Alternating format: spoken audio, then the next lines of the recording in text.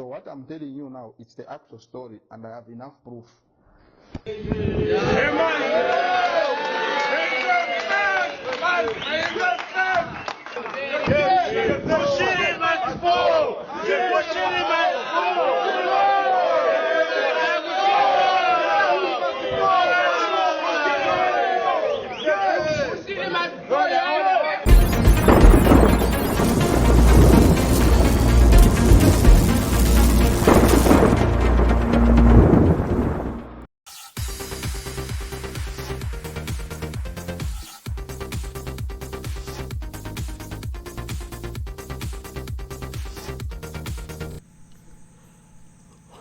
Well, thank you very much for being there again.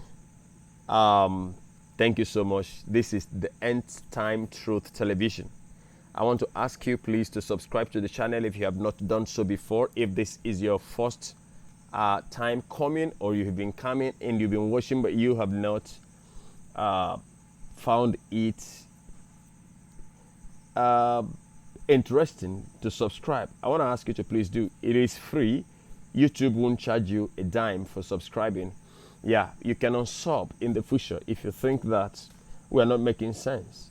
All right, so click on the subscription button, press the bell icon and activate all, so that the next time we upload new video, you will be among the first that will get it from YouTube. And I want to also ask you to subscribe to my alternative channel, The End is Nearer Television. All right, follow us on Facebook. Our Facebook page is End Time Truth, End Time Truth Television channel IEAO. Thank you very much. All right, so here this video has been older. I saw it last year. I tried to avoid it, but somehow I want to do it now. No, so I'll let you watch the video, and when you watch the video you will make out your own opinion. But I want to say something about this. This man, like I said, this video has been online circulating, and we have not had any contrary statement concerning the video. So I'll let you watch it, and then I will say one or two things at the end of the video. See you at the end of the video. My name is Ashadri Kapasa. I'm a businessman. We are agents of a few mines in DRC, in Congo. My complaints are, I supplied some gold to a pastor in South Africa, Pastor Shepherd Bushiri, 2 years ago. He got the gold. He called me to come and collect the money in South Africa, and he changed the story. He had me arrested. He connived with the police. They arrested me that I have swindled him money, and he couldn't show the proof. But meantime, he got the gold, and he told me to come and collect the money in South Africa. When I got to South Africa, he had me arrested for 8 months. I wasn't alone. There were 4 of us. When we got there from last year, myself, I spent 8 months in prison in Sun City. It was all over media. I'm not accusing anybody. I've got enough proof to show what I'm talking about. Bushiri came to my office in Zambia. We had a meeting. I've got the pictures. I've got the footage of everything. The only thing I want is the South African government to help me to recover the money from this guy. For me, I don't care about how people they are praising him to be their pastor. According to me, he is a crook and he got my money, and I want it. And I'm not going to stop here. I will make sure that my money is recovered. He made me arrest. He arrested innocent people. These 3 guys that are seated with me. If he can see, he knows the faces and he knows what he did to these innocent people. He kept them in prison for 1 year plus. So really, if now that the South African system it has allowed to make sure that this guy is now on board and is going to face charges, he needs to pay back my money, and he needs to compensate these people for arresting them for 1 year without them knowing anything. Like I said, I will not stop here. What I want is the money for the goods that he got. I've got all the proof. I've got the pictures. I've got the emails. I've got the messages from his phone and my phone. So it's not that there was a mediator between me and him. What he did was, he told me to go to South Africa. When you arrive, you call me. When I arrived in South Africa, I called him. He said, I'm a bit busy. I'll send my people to see you. Go to Michelangelo. That's when we went to Michelangelo. He said, okay, wait there for an hour. The money will be coming. When we were waiting for the money, it's the time that the police came and they arrested me for fraud. And I am not a fraudster. What I want is my money. He knows where he got the things and he knows how he shipped. I've got the information, even the time that he came with his jet in Zambia. I've got everything. So if he's going to prove, or if he wants to say no, I've got enough proof to prove what I'm saying.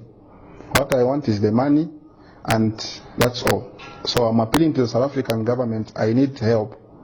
Because this guy, according to me, he told me I cannot do anything to him. He's untouchable. If I step my foot in South Africa, he will kill me. Currently that we are talking, my passport is blocked. I cannot go to South Africa. I have got a ticket which I will show. I went to the airport in Zambia. I checked in. They refused that the South African government, they've refused you to go in South Africa. So I cannot even step my foot there. The reason, he knows why he did that. After he got the money, he's paid people so that I cannot go to South Africa to claim my money. So this is the only way. I think if I can go on media and speak to people, it's the only time the message will reach him, because I'm unable to go to South Africa. If anybody can go and scan my passport, you'll see that I am blocked. I cannot go to South Africa.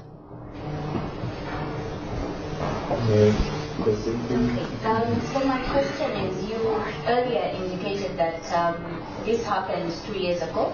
You got arrested, and soon after you came out, what other efforts did you make, and how much worth was the gold that you supplied to him? The gold was 500 kgs.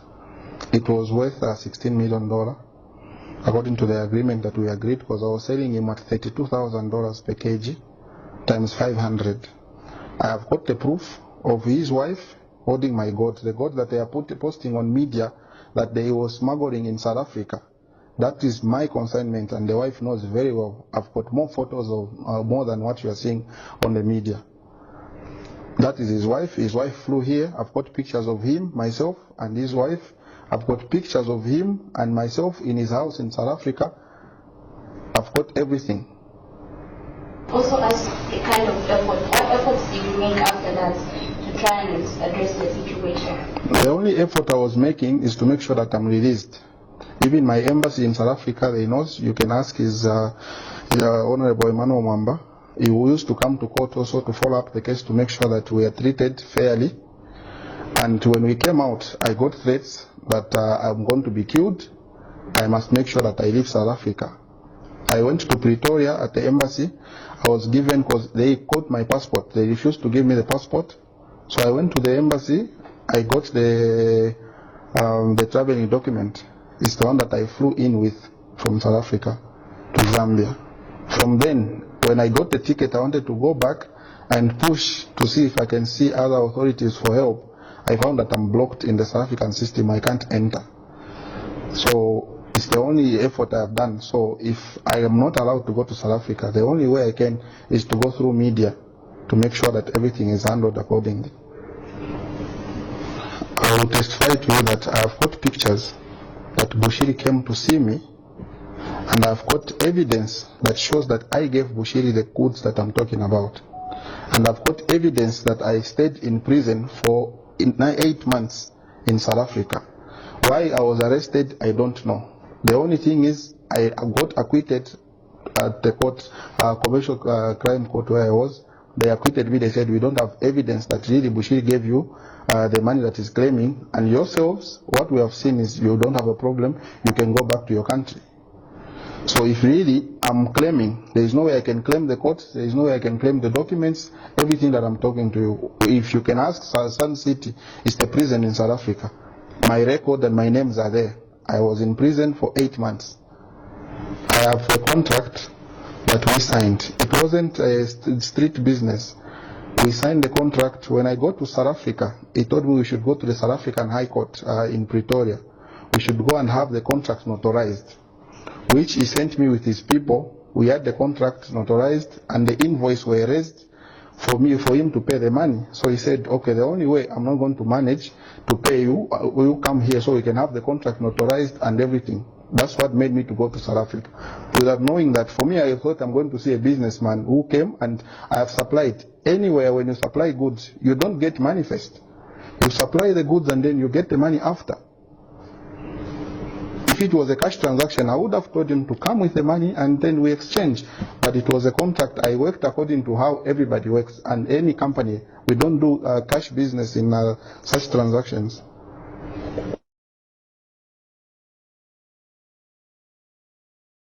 It was all over media. There is no Zambian that doesn't know what I'm talking about. Right now, I'm unable to work. There are few people that I'm doing business with.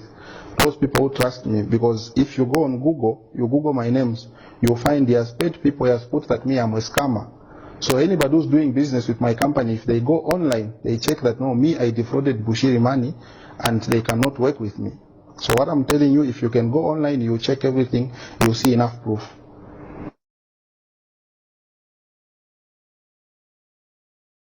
My advice is they should not trust the guy. If he's a businessman, let him do business in a proper way. He should stop injuring people. He should stop. I cannot say no, people shouldn't deal with them, because I don't know other transactions that he does with people.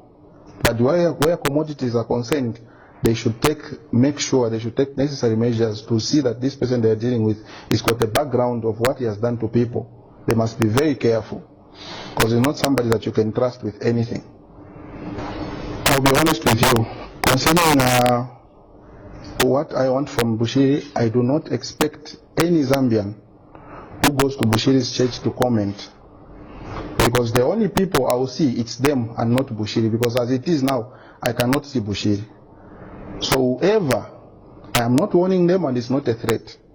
I am advising them to just keep quiet and let the law take its course. Because no matter what they are going to write on media, no matter insults they are going to put, it will not help them. It will only make sure it will put their prophets in problems. Because I'm not going to end here, like I said. I will use all necessary measures. If it means we should go to the International Criminal Court, which we think all of us will be taken there, I am willing to do that. I was together with Mr. Pastor in prison. We got arrested like he told you.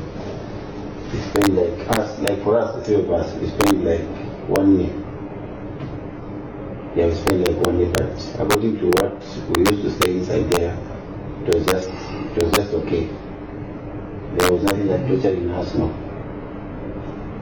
Yeah. How was the experience? No, being a man, you have to understand the situation, then you move on. And how did you manage to come out? Because they didn't find anything on us.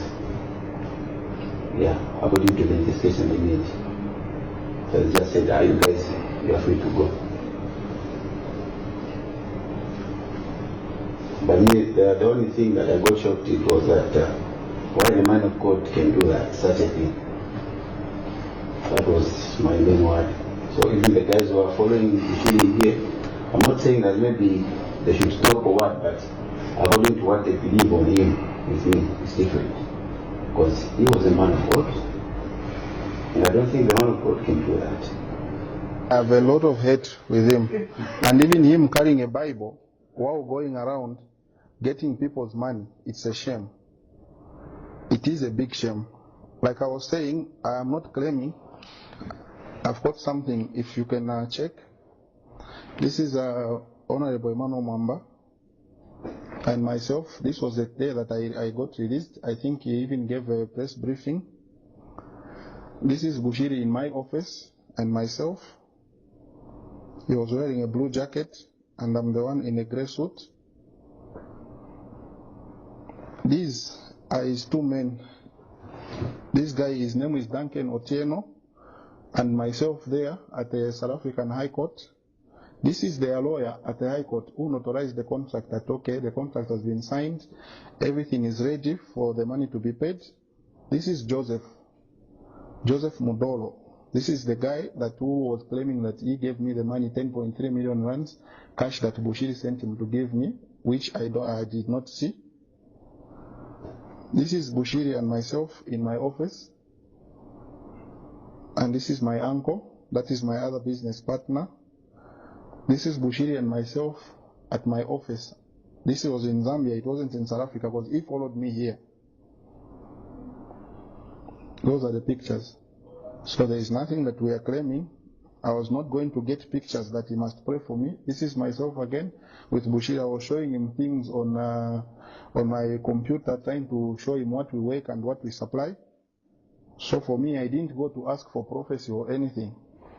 So what I wanted was just the business that we were doing, and which he proved. I've got the other documents that are showing where me and myself and himself, where we were exchanging our messages and everything.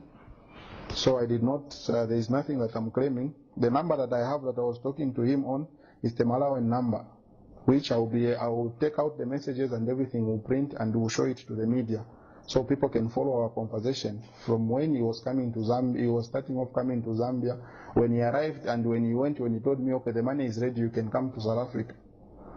So for me, when anybody who is going to say, no, Bushiri is a man of God, for me, he's not a man of God, he's a fraud.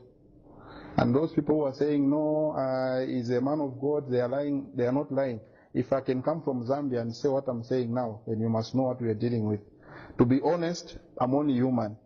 If I can see Bushiri now, where the hospital or the police where he's staying, all right, the graveyard, thank you for watching to the end. And if you're still watching up until this point, you because are the treatment we got a in star. South Africa, it wasn't God bless okay. you.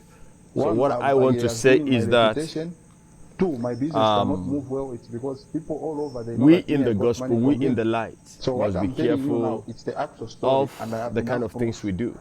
We're supposed to be exemplary to the